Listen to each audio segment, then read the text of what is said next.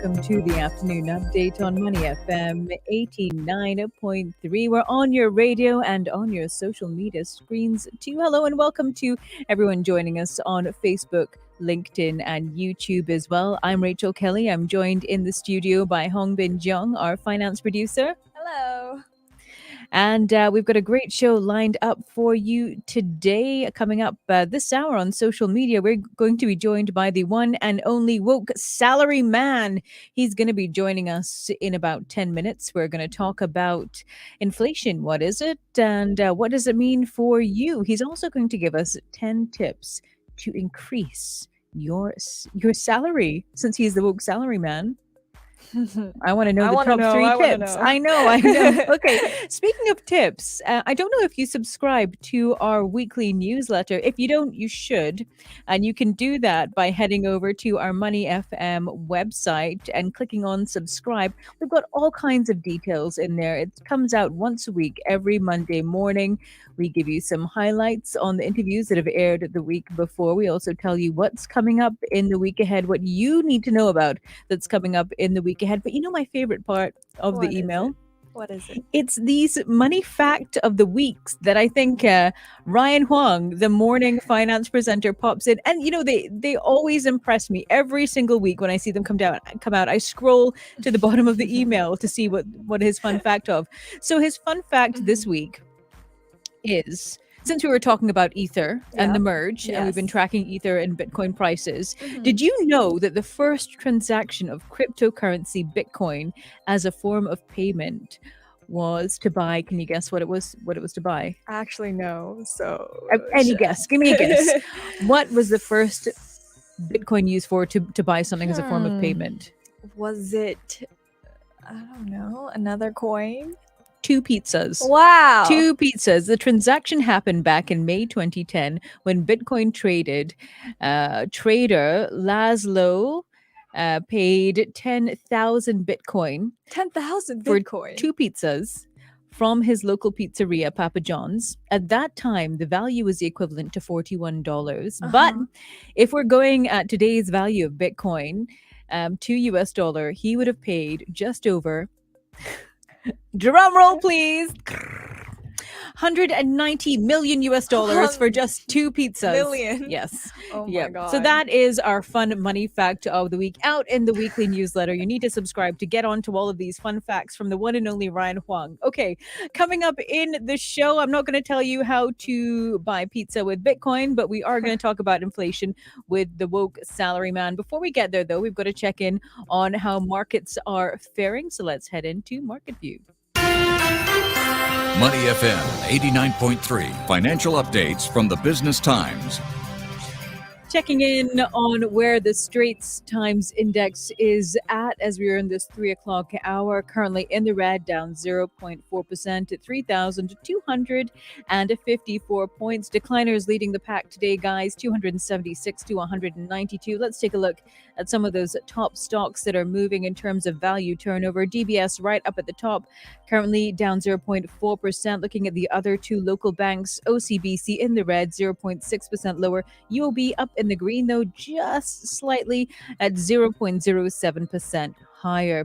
Let's take a look at some of the other stocks we are watching today. Hong Bin, I know you've put together a stocks to watch list. Straits Trading is up at the top of that. Tell us why. So Straits Trading, which is a subsidiary of the investment company Straits Real Estate, is set to spend 63.5 million Australian dollars, which is equivalent to 60 million Singapore dollars, to buy over a 20% stake in Australia established ILP #1 trust from Canoga Industrial Investment Trust. So the move comes as the company looks to redeploy capital from its existing property portfolio of high quality but low yielding investment properties into potentially higher return real estate opportunities via SREPL. And we also have Metis Energy that we're tracking today as well. And the watch list renewable energy infrastructure company is acquiring a solar farm utility scale project called Project Sunshine for 12 million Australian dollars or 11.5 million Singapore dollars. And the acquisition is estimated to be completed by the end of this year, and it's expected to help the group achieve further growth in Australia.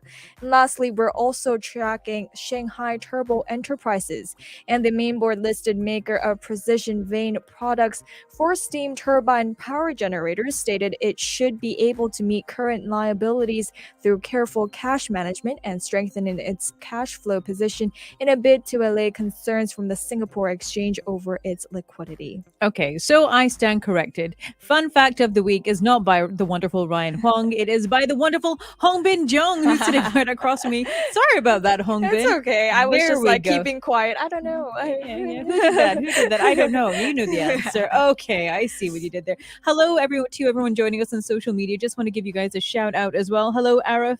Hello, John Toe. Hello, Alicia, as well. Hope you're all doing great. Thanks for coming back and joining us this Monday afternoon. I hope you're having a wonderful work day. And thanks and hello to all of you as well that are watching us on social media. We do, of course, have the Woke Salaryman coming up in just a bit. So if you have any questions for him, drop them in the comments box. Let us know what you want us to ask him. We're talking about inflation today. You can also text us if you're listening in on the radio, 88550893. As always, I have the phone here ready and waiting for your calls, for your messages. I'm checking it.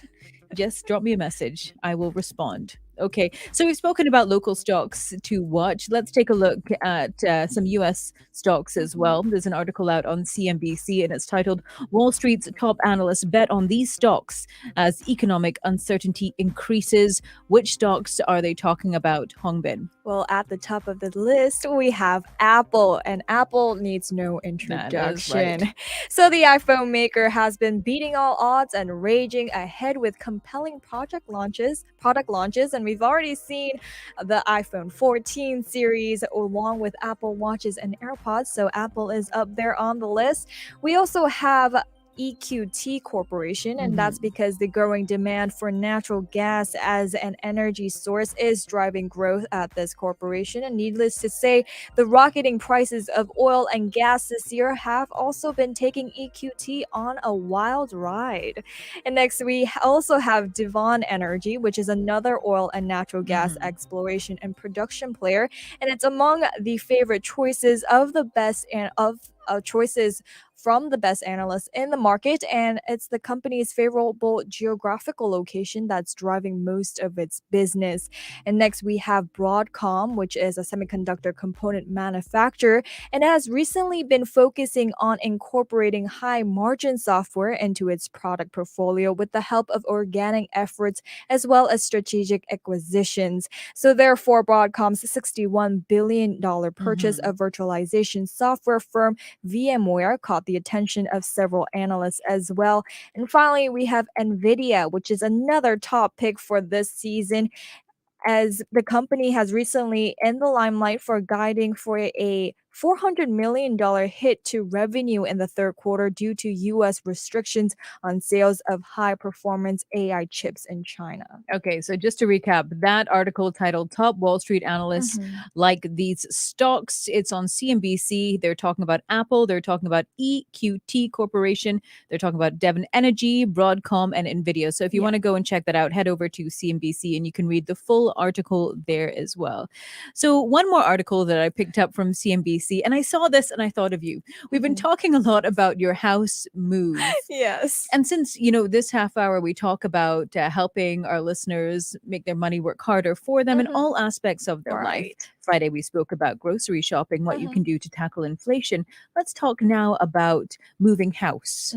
I know this is something we've spoken about quite a bit on the show. But so you move house, right? Rentals gone up. Then you have to furnish the house, right? Right. You got to spend money on furniture, appliances. How can you do that in a cost-effective way? So this article tells you how, Hongbin. We've got some tips for you. And for those of you that are watching and listening that are interested to find out more, this is of course on CNBC as well. It's called Furniture Decor Prices rose by 10.6% over the past year. So how can you decorate on a budget? So there are a few tips here. I'm just going to read the headlines so you can go and check it out after. One is know when to splurge and when to save. Which items are worth splurging on? Number two is buy secondhand pieces, Mhm. which I love. I use Carousel quite a bit Ooh. for a lot of my kids' furniture because they go through that like you wouldn't believe Yeah. in terms of drawing on it, breaking on it, hammering it, fixing it. Look at emerging artists if you're looking at art. And last but not least, the thrill of the hunt. So take your time to find the right pieces at the right price. Definitely. Okay. Great. We'll have more market moves for you coming up at 3:30 if you're tuned into Money FM 89.3. Up next, we've got What's Trending. We're going to be joined by the Woke Salaryman. Stay with us here on Money FM 89.3. This is Money FM 89.3, Singapore's most influential radio station.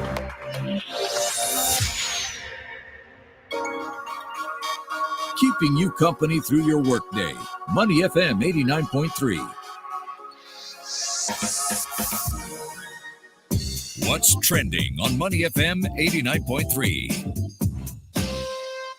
You're listening to the afternoon update on Money FM 89.3, or you're watching us on social media. And just a shout out to Arif. Yes, Carousel's your number one best friend too, huh?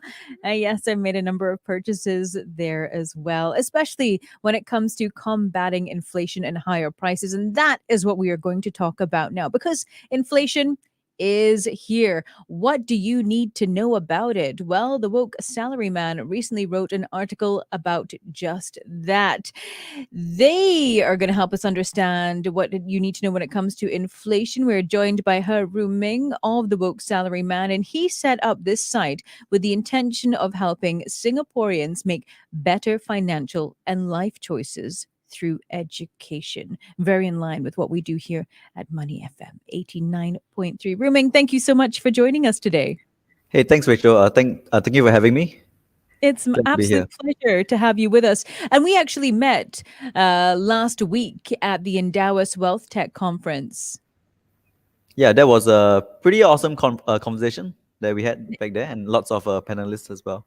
It was, and we spoke about the importance of financial literacy. And so now we're going to talk about an area related to that in terms of what you do at the Woke Salaryman. Before we get into inflation, I want to find out from you, how did the Woke Salaryman come about? How did you become so woke?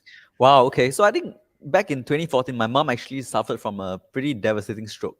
So I think it was back then I started to worry about like finances, and then I started to look into how I could actually provide income or even some pocket money to my parents in the event that they were no longer able to support themselves. So that was how I started on my financial journey. It was a really good motivating factor to push me towards personal finance. And unfortunately, I mean, maybe fortunately, not everyone's parents will have a stroke in their lifetime. So we try to replicate what I've learned and put it in more bite-sized form so that people can learn it,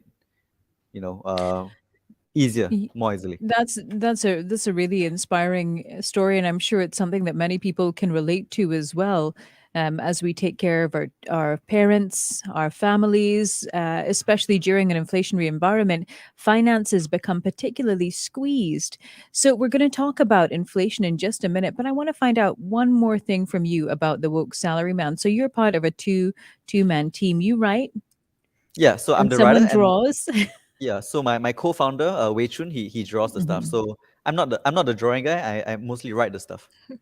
Okay, great. So, how do you get access to all this information, and how do you decide what's trending that people need to know about when it comes to financial literacy and education? Well, actually, I think there's a lot of information online. Many people assume that we are finance trained, but actually, most of the knowledge that we have learned, we learn it online. We learn it through online resources, free resources even. So I would say to anyone who feels like daunted at approaching the subject of personal finance, there's a lot of resources available online. Maybe what is worth saying that there's also a lot of misinformation, so you will have to exercise some judgment in curating which sources you listen to. Your other question was what we decide to publish, right? What Yeah. Yeah, so I think for that it's more of a we talk a lot to people. We talk a lot to people usually through our direct messages on our socials, and we see what people care about, and so we kind of have like a decent sense of what the pulse of the country is at the moment. And I love that you have a TWS Salaryman index as well.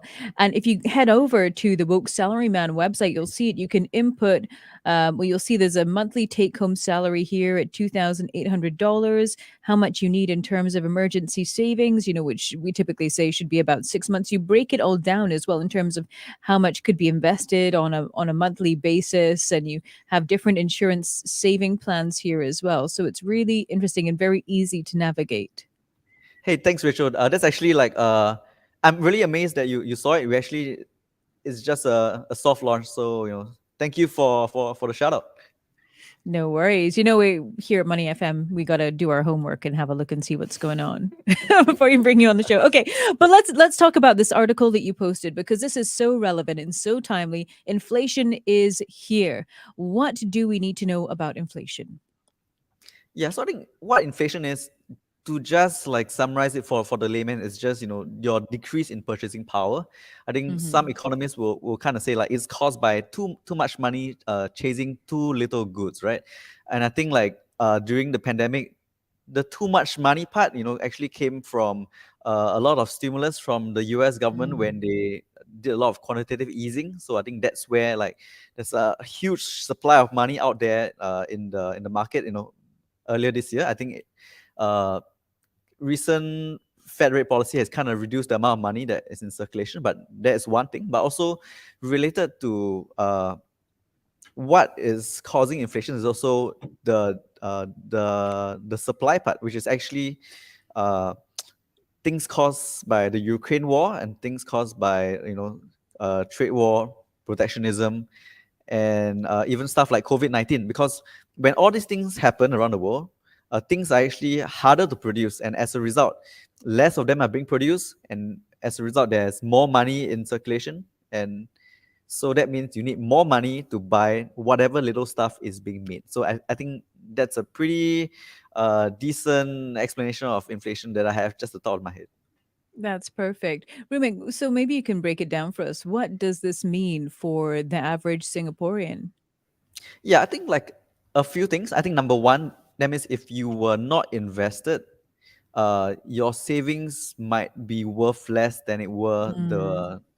the year before. I mean, of course, there are some people who are tanking like massive losses on the stock market. So I think if you exclude those people, uh, most people would have their savings eroded unless they have put it in some kind of financial instrument that would help them beat inflation. So I think that is what most people should be aware of, because even though right now we are facing an inflationary spike, like there's a like long-term inflation that goes around in the background. Long-term inflation in Singapore is around 2%, and I think recently, in recent years, no, sorry, in recent months, inflation has been making the headline because Mhm. it's 4%, it's 5%. I think this is what people currently care about at the moment. But what's important to realize that inflation has always been there. It has always been reducing our purchasing power, and unless you invest, there's just no way to beat it. We're speaking with her Ming of the Woke Salary Man. So, what can we do to beat inflation? So I think two things. I think early on I mentioned you should invest in financial instruments. Of course, Mhm. after doing your due diligence, after knowing the risks, so on and so forth. You can also find ways to increase your income. Actually, I mean, this might not be very popular in an era where most Mhm. finance content is about picking the right stocks and growing your income by 10x or even 100x. But I feel it is extremely important to acknowledge that you can increase your income and you have the agency to increase your income. uh, in the short term, the market is something that is way beyond your control, but the skills that you learn that can increase your income and the things that you do like these, you actually have direct control over. So if we talk about what is uh, in the locus of your control, that would be definitely be increasing your income. And I love, so I was looking at your website again. So this particular article that's on the Woke Salaryman site, it's called Inflation is Here. What do you need to know? So this was actually, you collaborated with the Ministry of Finance on this particular article. Is that correct? Yep, that's Or correct. yeah, so and they highlight some of the support that's available to Singaporeans to help tackle rising costs. Oh yeah, of course. Yeah. So I mean, there are things such as like the CDC vouchers. There Mhm. are like rebates for your electricity bill. So I think these things should alleviate some of the pains in the short term. But of course, these are, I would say, a temporary solution.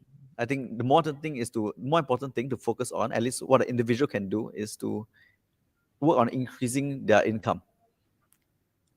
So, speaking of increasing their income, there was another article from your website, and I'm going to leave this one over to Hongbin because she was really interested in this particular article. Awesome. Uh, Okay, so this is 10 timeless principles to increase your income. Hongbin, what did you want to know? I want to know how do you do it? Give me one tip that Sure. I think comes like to mind. the most simple way for people to increase their income, but it's also maybe like the most inefficient way, is to. I know it's going to sound a bit dumb, right? I think this is the most simple, most straightforward way, is just to work more. I think that is the most way that people think Mm. of when increasing income. I'm going to work 8 hours instead of 4 hours. That's the simplest way. However, there are others. Oh Mm. man. Wait, hang in there. Give me a chance. I think there are also many other ways that you should also consider. I mean, number one is negotiation, right? I Mm. think negotiation, if sometimes if people don't do it, they might just get the shorter end of the stick. Why is this so? Because I think most people put their self-interest first, and sometimes without negotiation, they're just going to give you, your boss is just going to give you a salary that is convenient for themselves, not you. Our So boss what you is need to do, listening. yeah. So, is your bosses listening? Oh yeah, so yeah, Yeah. maybe you can consider negotiating after that. So I think one thing you need to do is to get in there and ask for the salary you think that you Mm. can command, and then from there it becomes a process of negotiation. You can ask for, you might not get a number that you want, but you can be pretty sure you will get it higher than what you would have if you did not negotiate. So I think that's just one. Do you need another example? Yes, I please. think, well, no, I think we're going to stop there for a minute because we do have a question that's come in from Sure. one of our listeners on social media. This is from Alden, and he wants to know, Ruming, are there any positive impacts from inflation? Wow. Not that I can think of, honestly. Are there Oh positive no. effects for inflation? Do we want Well, to I talk mean, about interest rates and the relationship oh, between interest rates sure. and inflation? Because we spoke earlier on the show about bank interest rates for a number of key accounts with the three local lenders and how that can help stretch your dollar if you have a certain amount that you can put in those accounts. But I think that is a story for another day. Yeah, I think thanks for bringing us there. I think in general, if you were looking, I mean, if you were not invested in, let's say, like bonds or stocks previously, and you have like a large amount of cash sitting for you, this is the time to go into, like, more fixed income. But if you were holding on to bonds previously, the value of your bonds might have possibly fallen, because with the new interest rates, the new bond prices will have no, the new bonds will be more attractive, and the old bonds you're holding on to will be less attractive. So yeah, I guess if you were just coming to the market right now, it'll be a decent time to get into fixed income.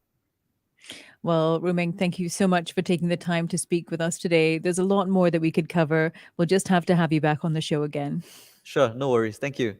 Wonderful. Thank you so much. We've been speaking with Haru Ming of the Woke Salaryman here on Money FM 89.3 and on our social media channels. Thank you so much for joining us today on Facebook, LinkedIn, and YouTube. We've got another half hour left of the show on your radio, so tune in to the afternoon update. After that, we've of course got prime time coming up, but from 4 till 7 p.m. You are listening to Money FM 89.3. I'm Rachel Kelly.